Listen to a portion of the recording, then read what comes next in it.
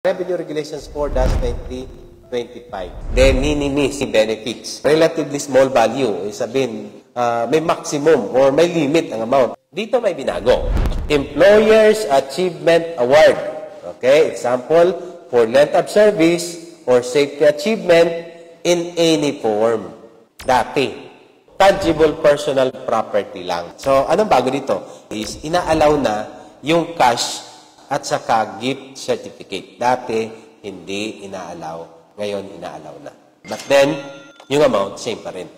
Pwedeng cash, cheque, pwedeng GCash, pwedeng whatever mode of transfer ang gamitin.